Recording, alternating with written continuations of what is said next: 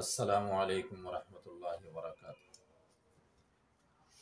যদিও রমজান শরীফ কিন্তু কিছু জরুরি মাসলা হল জন্নত পেডাইজে লইয়া আইসুন ওই হিসাবে উত্তর দিতে লাগে। আর ইনশাল্লাহ রমজানেরও কিছু রইছে পরে দিয়ার আমি প্রথম প্রশ্ন আইসি এটা নামাজের মুসল্লা দাঁড়াইয়া পড়িবার দোয়া কি জরুরি?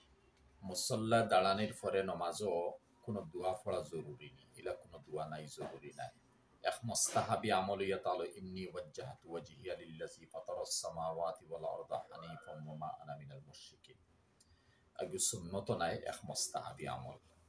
এতে এগু ফড়ক করা কোনো অসুবিধা নাই। আর কেউ যদি ফড়ি লাইনতে বাধা দিবারও নাই, কিন্তু এগু ফড়াত লাগিয়া আপনার সময় যাওয়াই বা যদি জমাত থাকে তে তকবির উলাও যাইবগি, নিয়ত ফড়াত লাগিয়া সময় যাইবগি। একলাও যদি তখন উড়াউড়ি থাকে এগু ফড়াত লাগিয়া মনোহর বা এগু জরুরি, আর এগু ফড়াত লাগিয়া আপনার অন্য নামাজের মধ্যে কমি আইব।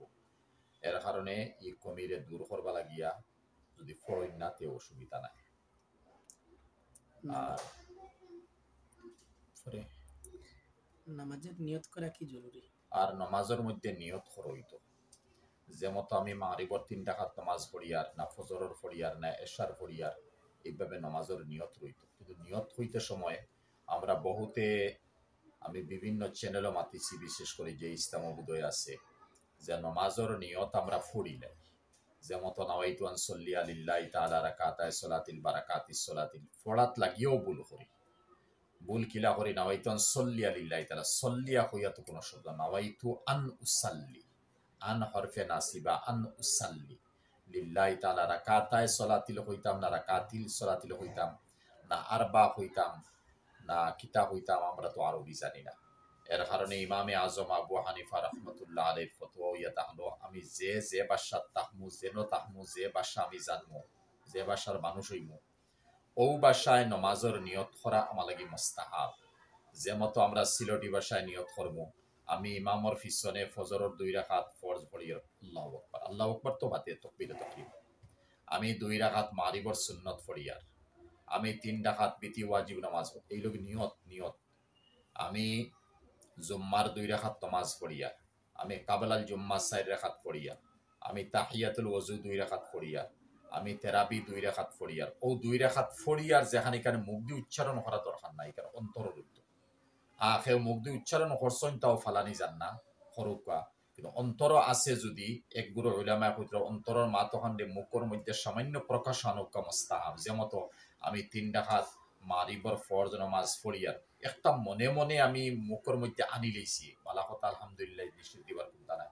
আর আল্লাহু আকবার যেখান এখান আমি আওয়াজ দিয়ে হইতাম, এখান মনে মনে হইল হইতো না, এখান ফরজ। আল্লাহু আকবার তাকবীরে তাহরিমা নামাজের মধ্যে ফরজ। এই তকবীরে তাহরিমা নামাজের মধ্যে ফরজ এখান দিয়ে তো আমরা বড় হালকা মনে করি।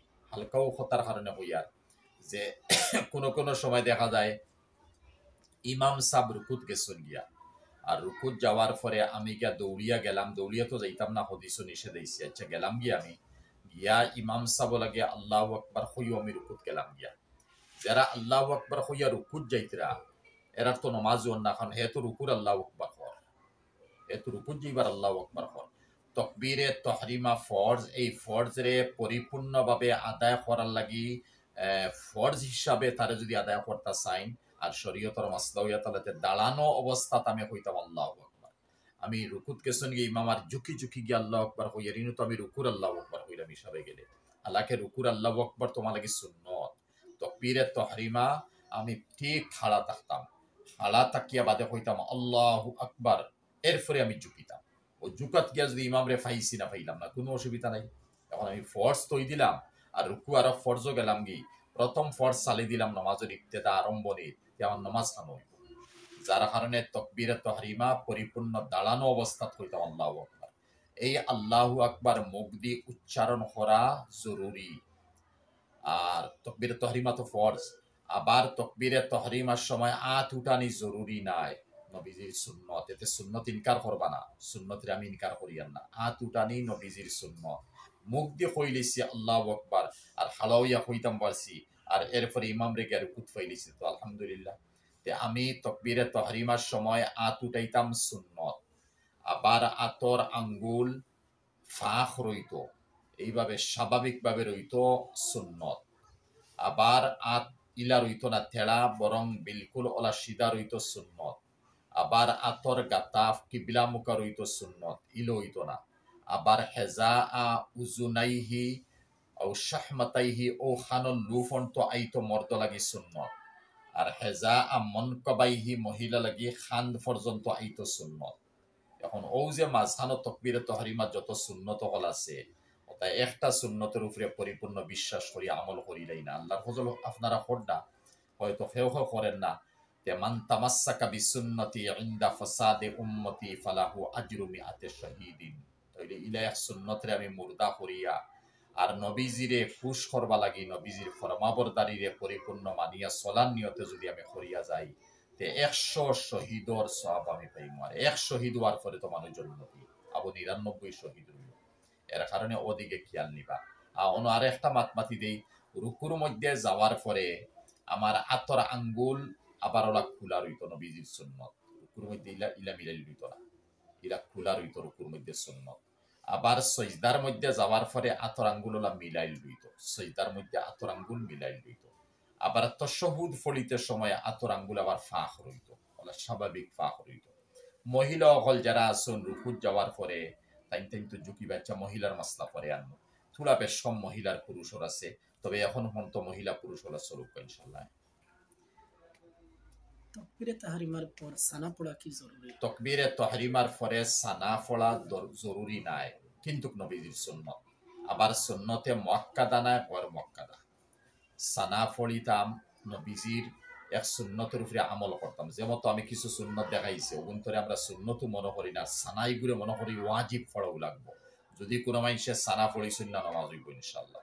কিন্তু এর মতলব নাই যে সানাও বাদ দিলেইতাম। এর কারণে মাসলার কিতাব আইছে, যদি ইমাম সাহেবের মাগরিবর বা এশা বা ফজরের নামাজও আমি শরীক হইছি, জেহরি নামাজও, আর ইমাম সাহেবের সূরা আচ্ছা যে কোনো নামাজও আমি শরীক হইছি, আর শরীক হওয়া ঔষ অবস্থা তৈছি যে ইমাম সাহেবে 1-2 রাকাত পড়ি লইছে, বাদে হয়তো আখেরি 2-1 রাকাত আমি শরীক হইছি। তে আমি খালাওয়ার পরে আমার যে 1-2 রাকাত রইছে, এই নামাজের মধ্যে আমি সানা পড়িতাম। যদি ফলিলাই তে এক সুন্নতের উপরে আমল করলাম, যদি ফলিছি না তে কোনো অসুবিধা নাই। ওখান বুঝবা মানে একটা সানার গুরুত্ব ওখানে মাতাইছে মাসলার কিতাবও, যে ইমাম সাহেবকে 1-2 রাকাত গিয়ে আমি শরীক হইছি, বা দেয়ার 1-2 রাকাত আমার রইছি, ইমাম সাহেবের সালাম ফিরানি করে আমি পড়িতাম। ওই সময় আমি খালো হইতে সময় আমার নমাজ যেখানে রইছে, খালো হইতে সময় আমি সানা পড়িতাম। যদি ফলিতাম বাড়িতে আলহামদুলিল্লাহ সুন্নতের উপরে আমল করছে, এতে ফলিছি না নমাজ হইব, ফলা লাগতো নাই, নমাজ হইছিল। বাকি সানা ফলিতে সময় সানার মধ্যে আল্লাহর তারিফ আর আল্লাহর প্রশংসা, এই প্রশংসা আল্লাহর আমরা করতাম। আর প্রশংসা করার পরে আচ্ছা ইমাম সাহেব আমার নমাজও হাড় হয়ে গেছেন, হারাওয়ার পরে তাই সূরা ফাতিহা শুরু করে দিয়েছেন, বা জোহরের নমাজ অনুমানও সূরা ফাতিহা শুরু করে দিয়েছেন, ওলা লাগে যে আমি আর সানা পড়িতাম না। আবার যারা মহিলা বা পুরুষ যেমন গড় নমাজ পড়িতরা দুর্বল আসন, শর্ট সময় ফাড্ডানা বেমারি মাজুর, তাইলে সানা সালি দেব, সানা সালিয়া নমাজ কিন্তু বাইয়ে নহল। আমি তো হইয়ার সালি দেখুয়া, কিন্তু আমার এগেস্টে এক গুরু আসুন যারা নাম লইতাম পারিয়ার না, এরা তো হইতা সানা ওয়াজিব ফলও লাগবো। এর লাগে আমি মস্তকি হিসাবে মাতিয়ার, আমরা আহনাফ মজহব হিসাবে সানা ফলেন না, যদি কোনো অসুবিধা নাই, কিন্তু ফলার চেষ্টা করবা।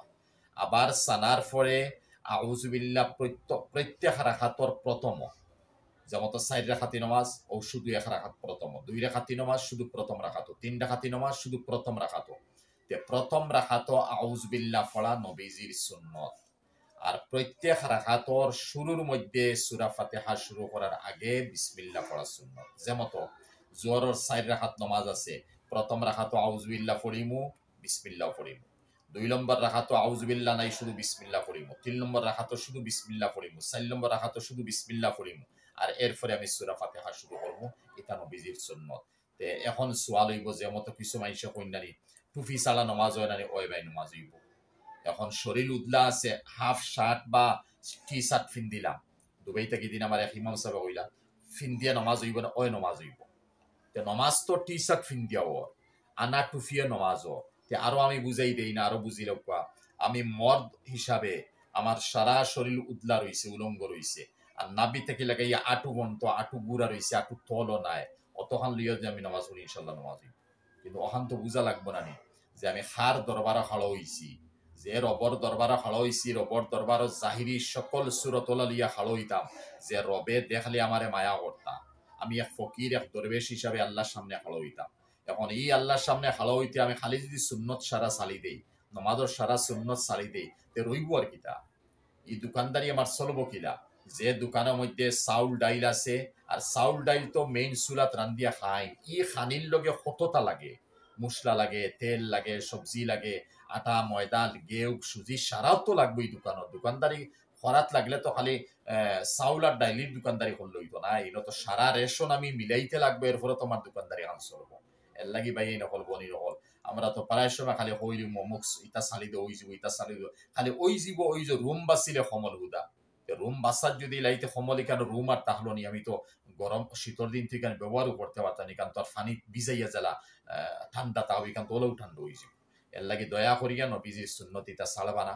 আর সূরা ফাতিহা তো পড়িবা, সূরা ফাতিহার পরে আমিন খোয়া সুন্নত, নবীজির সুন্নত। আমি এখালা নামাজ পড়াত আছি, আমিন হোকা ইমামের ঘরে নামাজ পড়িয়া যেমন তো 3 ওয়াক্ত নামাজ জুড়ে আছে, আমি শুনিয়া এই সময় আমি আমিন হইতাম। আখের 2 রাকাতে ইমাম সাহেব ফাতিহা পড়িছেন, আমি শুনার কথা না আমিন হইতাম না। জোয়ার আসর নামাজ ইমাম সাহেব ফাতিহা পড়িছেন, তাই ফাতিহা ফলিতরা না ফলিতরা আমিন আমি শুনার কথা না, হওয়ার কথা না। বাকি নামাজের মধ্যে আমি আমিন হইতাম। হাদিস শরীফও গেছে, মান ওয়াফাকা তামিনুহু তামিন আল মালাইকা গুফিরা লাহু মা তাকাদ্দামা মিন যামবি। যে মাইসে আমিন হইব ইনো ফেরেশতা আমিন হই, চাই মহিলা একলা নামাজ পড়ো, পুরুষ একলা পড়ো, জমাতে পড়ো, ই মানুষের আমিন লগে ফরিস্তার আমিন মিলি যায়। আর যারার আমিন ফরিস্তার আমিন লগে মিলি যাইব, গফিরে লাহু মা তাকাদ্দামা মিন যামবি, তার পিছনের জিন্দেগির গুনাহ মাফ হইবে। গুনাহ মাফের অর্থ ইয়া তাহলো সগীরা গুনাহ, যাই হোক পিছনের জিন্দেগির গুনাহ মাফ হয়ে গেল। এই হিসাবে আমি আমিন হইতাম। এতে সেও বড় আওয়াজ দিয়ে হইলার না হওয়া বালা, বড় আওয়াজ দিয়ে সেও হইলার না হওয়া বালা, হইলিছন নামাজ অসুবিধা হইতো না। আমরা আহনাফ মজহবর হিসাবে আস্তে আওয়াজে হইতাম, এতে বড় আওয়াজ দিয়ে কেউ হইলিছন নামাজও কোনো ডিস্টার্ব হইতো না, ইনশাল্লাহ নামাজ। সূরা ফাতিহার পর আমিন ও বিসমিল্লাহ পড়া কি, বিসমিল্লাহ পড়ে সূরা মিলানো কি জরুরি? আমিন তো হইলাম ইনশাল্লাহ, আর সূরা ফাতিহার বাদে অন্য সূরা মিলাইতে আমিন হইতাম দিনা না। ও জায়গার মধ্যে বড় ইখতিলাফি, যদিও সুন্নত কিন্তু ইখতিলাফি মা। এখানে ওখানে হইয়ার আমার উস্তাদে মুহতারাম হযরতে মুফতি হাবিবুর রহমান সাহেব আজমি নওয়ারাল্লাহু মারকাদাহু, বড় দরজার জানে মুহাদ্দিস আর মুফাসসির হইছে, ইবনে হাজার সানি জানে টাইটেল হইছে, এত বড় এক আল্লামা। হযরতে সুন্নি কনফারেন্স নামাজ ব্যাপারে একটা কিতাব লেখছেন, আমার কাছে আছে আলহামদুলিল্লাহ। হযরতে বিভিন্ন তাহকিকি মাতানিয়া হইতরা, সূরা ফাতিহা পড়িয়া অন্য সূরা মিলাইতে বিসমিল্লাহ পড়া সুন্নত নাই। হযরতে হইতরা ফলে যদি কেউ বাধা দিও, তান তাহকিকি মাতামে হইয়া ফড়িলেইছন মোস্তাহাব, সুন্নত বলিয়া আমি ফাইয়ান না, তাই না হইতরা। এতে যদি 2 সূরার মাঝখানো কেউ ফড়িছন বাধা দিবান নাই, ফড়িছন না কোনো অসুবিধা নাই, যেহেতু সুন্নত বলি পরিপূর্ণ সুবুত মিলেন না, কেউ মোস্তাহাব হইতরা। একগুলো সুন্নত হইতরা, কিন্তু হযরতে হইতরা ইনো মোস্তাহাব। এতে ফড়িছ অসুবিধা নাই, না ফড়ো বাধাও দেওয়া যাইত নাই, আদেশও দেওয়া যাইত না। এখন ভাইয়ের আমি এক রায় এত বড় মহকিকর পেশ করছি, বাকি আপনারা দেখো।